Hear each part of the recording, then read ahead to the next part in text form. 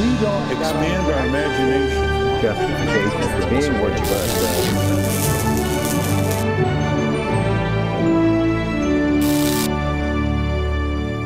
And welcome to Washington Unplugged. I'm Bill Plant. Last night, President Obama hailed the end of the U.S. combat mission in Iraq as a promise kept. He asked the American people to turn the page. He thanked the million U.S. troops who have served in Iraq, and he praised their dedication and sacrifice. He gave a shout out to former President Bush, but he admitted that he and President Bush had disagreed about the war. He praised Bush for his support of the troops and love of country, but he didn't mention the fact that he had opposed the former president's troop surge. He talked about the other war, Afghanistan, where the U.S. faces big problems. But in the end, Mr. Obama shifted focus toward the biggest concern of most Americans, and that is, of course, the economy. Ending this war is not only in Iraq's interest, it's in our own. The United States has paid a huge price to put the future of Iraq in the hands of its people. We have sent our young men and women to make enormous sacrifices in Iraq and spent vast resources abroad at a time of tight budgets at home. We've persevered because of a belief we share with the Iraqi people, a belief that out of the ashes of war, a new beginning could be born in this cradle of civilization. Through this remarkable chapter in the history of the United States and Iraq, we have met our responsibilities. Now, it's time to turn the page. So let's talk about Iraq first. The question is Iraq ready to stand on its own? I'm joined right now by Marc Ambinder, who is the chief CBS News political consultant, and by Cami McCormick, a war correspondent for CBS who has covered Iraq and Afghanistan extensively. And Cami, let me start with you. This pullout, this deadline, it seems artificial, and the Iraqis hardly seem ready to stand on their own. Well, I think, you know, anytime you have troops are trained in combat. They fully expect to go to combat if they're called upon to do so. So there have been some analysts who have suggested this is a political deadline, this is a political anniversary, a political celebration. I think the troops on the ground would say that they're continuing to do the same job they've done over the past several months, which is to train the Iraqis, to work with them. Special operations forces are still in the country.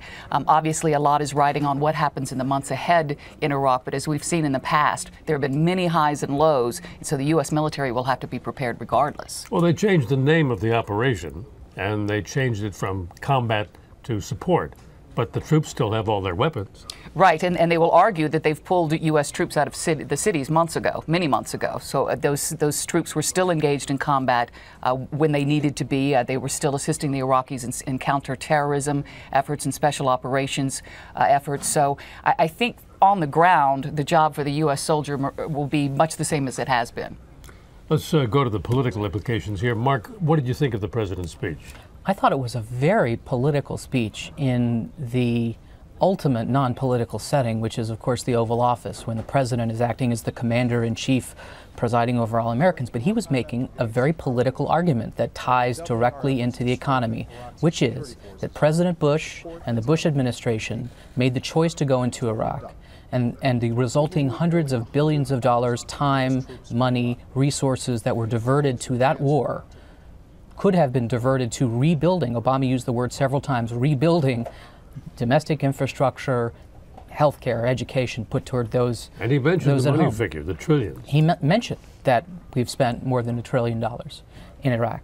And so his argument is, to the American people who are concerned about the economy, the end of the combat mission in Iraq marks a turning point away from 7 years of an entire way of governing that, you know, moved us into recession, that moved us into, or that drove the government to choose the wrong priorities.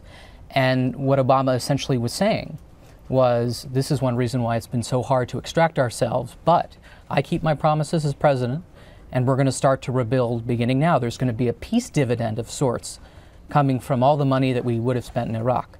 Yeah, well, back to this whole idea of the artificial timeline. These are deadlines set by the president himself.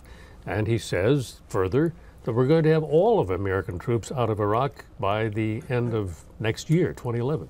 I think we'll have to wait and see. The Obama administration, referring to Afghanistan, has been very quick to add, if conditions on the ground warrant. I think that might be the same situation in Iraq. Obviously, everyone's watching to see if Iraq gets a government soon. What happens in the process of it getting a government? There are two schools of thought on that. One is don't rush them because it needs to be done right. This is going to lay the groundwork for the future. The other argument is the longer this deadlock goes on, the more dangerous the place becomes, and the insurgents are watching this and hoping to take advantage of it. So I think to say that we will be out the door at such a date in Iraq is wishful thinking. I think we have to wait and see how this all plays out. We've seen Iraq over the years with these highs and lows. I think we could still see some of those in the future. Well, and then you've got Afghanistan immediately following. Here's Afghanistan, and more promises have been made. The pullout begins at the end of July 2011. And they've been careful to say, well, it'll be only as many as we can afford to pull out at first. But the American public is no more happy with the commitment to Afghanistan than it was with Iraq. And there's also the argument, on one hand, that you're giving the insurgents a date in which you'll be leaving, and so they will sit and wait. And then you want to please the American public and say that there is an exit strategy to this war in Afghanistan as well. So again, I think the Obama administration will fall back on if conditions on the ground warrant before we're going to see any major reduction of forces in Afghanistan. Marc, you talked about the administration hoping for a peace dividend. 70-some-odd% of the public thinks that the war was a bad idea, the war in Iraq to begin with.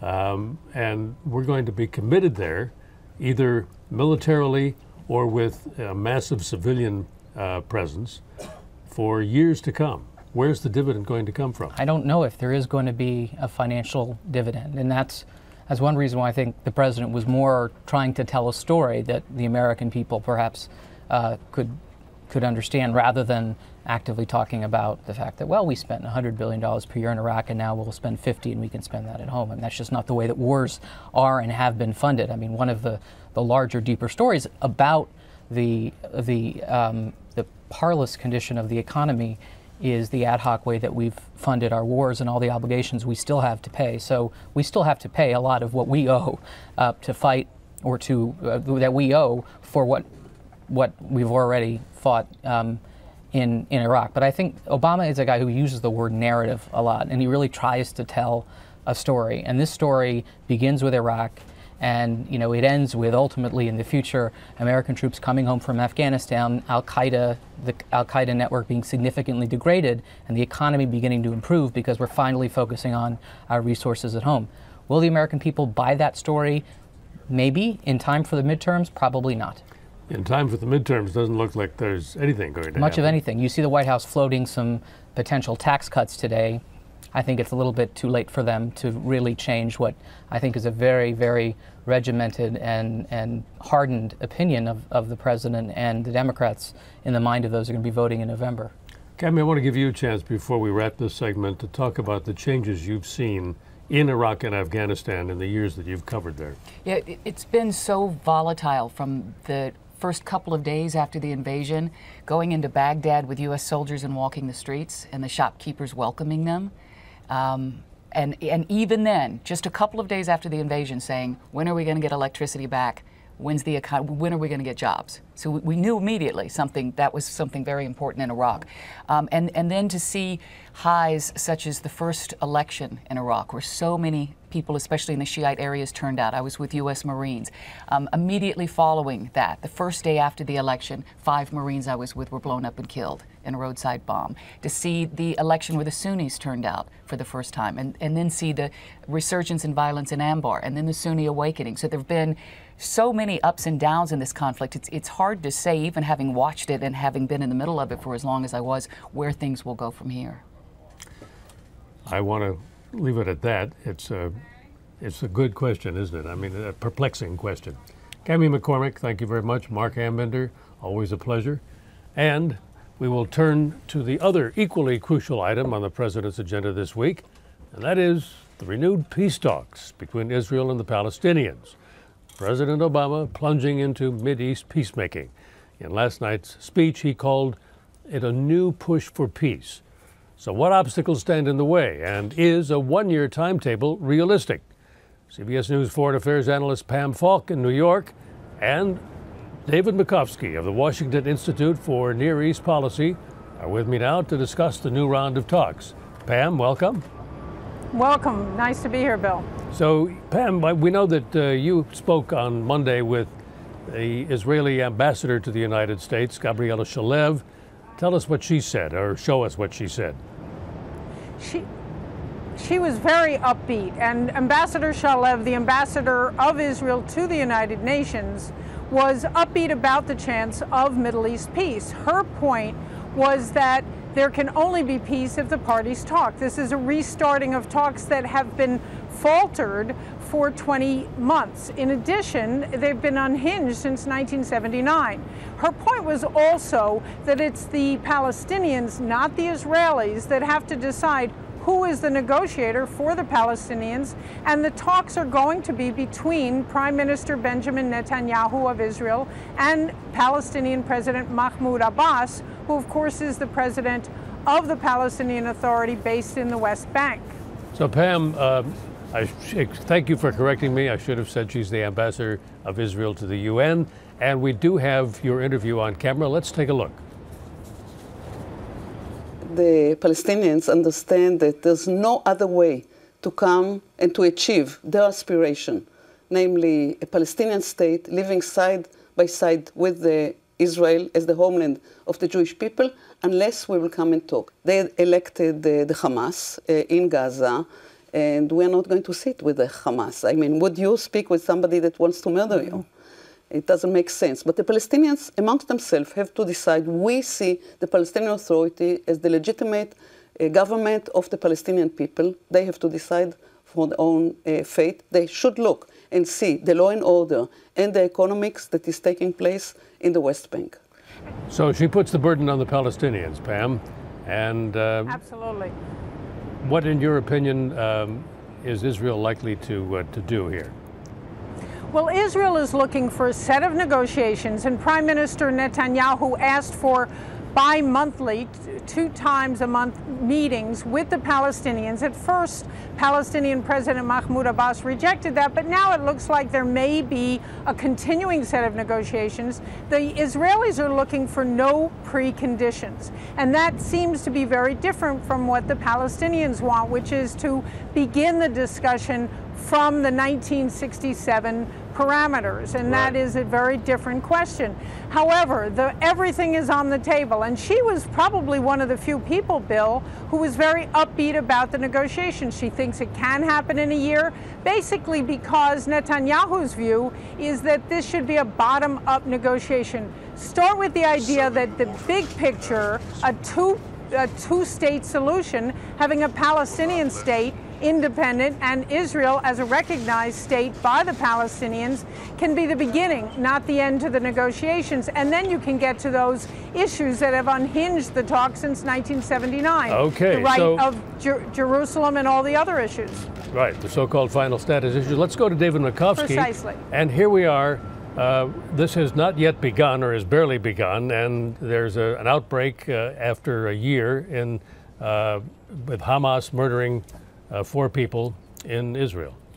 Yeah, we've had about 3 years of quiet in the West Bank, and that's really the unsung story of the Israelis and the Palestinian Authority's security systems really working hand in glove to ensure that Hamas in Gaza does not gain a foothold in the West Bank, because people feel if you didn't like the book in Gaza, you certainly don't want to see the movie in the West Bank.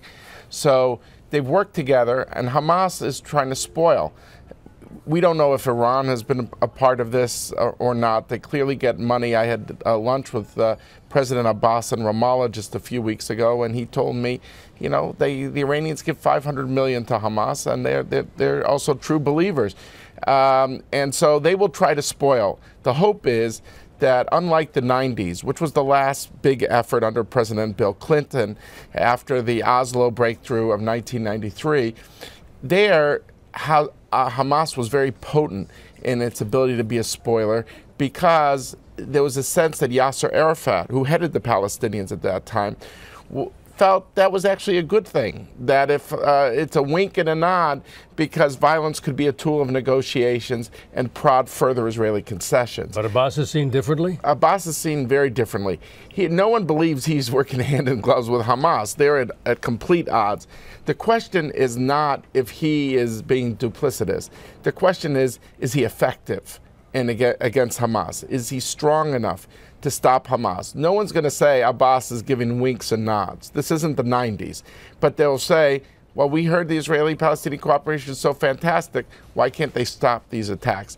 And Hamas wants to show up Abbas and say, all your security cooperation with the Israelis are nothing. We can find you any place, any time, and blow up innocent people. So Pam has heard from the Israelis that they actually consider the year deadline realistic. That seems odd to many people who've watched the process for many years. I mean, I think it's... Go ahead, Pam. Just that I'm glad you brought up Iran. Ambassador Shalev's view was that there were a few things that made this negotiations possible. One is the chemistry, curiously, even though there was tensions between Netanyahu and Obama, and she felt that they were both leaders who wanted a solution. The second is the fact that the Palestinian territories are worse off, and the third is the one you previously mentioned, which is Iran. Iran's moving closer to having a nuclear weapon, if they are, or at least toward uranium enrichment, and that has put pressure on the timetable. So she was one of the few people that's actually upbeat. And David, your view? I believe that this is there's four key issues in what you mentioned as final status, and that is the borders of the Palestinian state, and the security arrangements for those borders. Second issue. Third issue, the issue of refugees. The fourth, the issue of Jerusalem. The issues of borders and security, I'm more upbeat about. I actually have a study coming out on it because I believe when it comes to those two issues, both sides knows what the other one wants and what the other one needs. And therefore, I wouldn't say the differences are minor, but I would say they're not insurmountable. When you deal with Jerusalem and refugees, you're dealing with what I would call the two issues of narrative and the cut to the self-definition of these two parties, Israelis and Palestinians. And so all these under-the-radar policy shifts on borders and security, you cannot sweep those issues under the rug when you come to these very emotional, potent symbols. And what I think is required on Jerusalem and refugees is a lot of conditioning of the societal landscape. And what I've learned, having been around the block a few times on this thing, is that when the leaders don't tell the publics that they're going to compromise on those issues, they don't compromise. And that there needs to be a period of preparation. And we don't see that yet. So I will be more optimistic about the year deadline when I start seeing that conditioning going on. But I think on borders and security, they could do something real. I like sports metaphors, so I tend to think if it's all or nothing in the Middle East, it's the equivalent in football of throwing a Hail Mary pass. You're on your goal line, you hope, pray someone catches it, but it hardly ever works. It's usually either an incomplete pass or an interception. True. So you're better off throwing a screen pass and taking the ball 70 yards down the field on borders and security. Have you scored a touchdown? No. But you're much better positioned than where you are now. And why is that so crucial? Because the publics on both sides, having witnessed the failures of the 90s, have become cynical. They're exhausted. And they believe that nothing is going to work. We've seen peace ceremonies. We've seen Oval Office speeches. We've seen it all. And yet we don't see a solution. And what you really need to do is embolden and energize these constituencies on both camps, in both sides that existed, and get them to believe again. Because if the centers of these societies believe again, their leaders will be energized in going further. A very tall order. It's a tall order. David Makovsky of the Washington Institute for Middle East Peace, and Pamela Falk, our UN correspondent and another person who follows the Middle East very closely. Thank you very much. Thank you. Good to be here, Bill. Thank you for watching Washington Unplugged. Catch us every day here on CBSNews.com. I'm Bill Plant. Have a great day.